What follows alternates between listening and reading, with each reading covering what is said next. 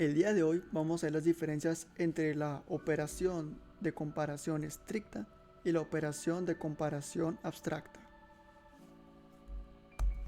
Primero debemos de entender que al momento de hacer una comparación, esto nos va a retornar un valor booleano, es decir, nos retorna un falso cuando la condición no se cumple o nos retorna un true cuando la condición sí se cumple.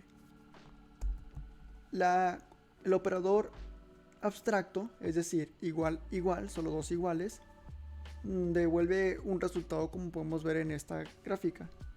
Por ejemplo, si comparamos un 0 y un falso, aquí podemos ver un recuadro verde, es decir, nos va a devolver un true. En caso contrario, que veamos aquí un recuadro blanco, significa que nos retornaría un falso. Y en cambio, en un operador estricto, es decir, tres iguales, es, como su nombre lo dice, mucho más estricto y hay muchos menos recuadros verdes, a diferencia del operador abstracto, que puede ver ciertas condiciones que, aunque no sean estrictamente iguales, también te retornarán un true. Vamos a analizar algunos ejemplos sencillos. Aquí en este código tenemos una primera variable llamada first y una segunda variable llamada second. Tenemos un console.log abstracto en donde compara la primera y la segunda variable con únicamente dos signos de igual, y tenemos otro console.log estricto, es decir, que tiene tres signos de igual, nuevamente comparando la primera y la segunda variable. Por ejemplo, vamos a hacer un pequeño cambio. Vamos a comparar la primera variable con la segunda variable, ambos valiendo 1. Si nos fijamos en el resultado, ambas comparaciones devuelven un true, es decir, la condición se cumple en ambos casos. Pero ¿qué pasa si hacemos una pequeña modificación? Ahora, en vez de escribir el 1 como un número, vamos a ponerlo como una cadena, es decir, vamos a ponerle el 1 entre comillas.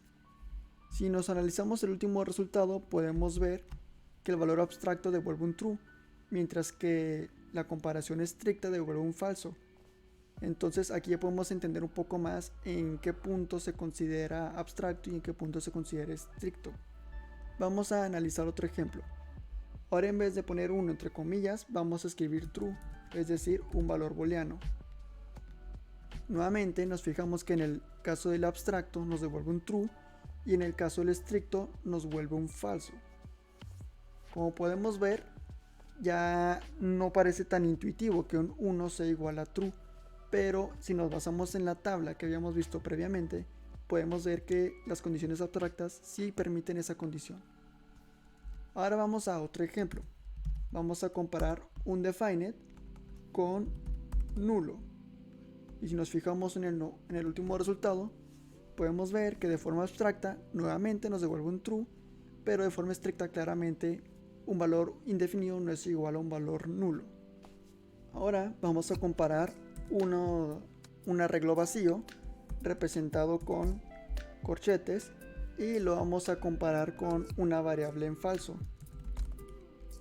Como podemos observar, en la operación abstracta, unos corchetes vacíos retornan un falso en comparación al valor falso, mientras que en modo estricto claramente no es lo mismo. Y estos serán algunos ejemplos generales sobre cómo funcionan los dos tipos de comparación, y espero que este tutorial les haya aclarado un poco más estas dudas.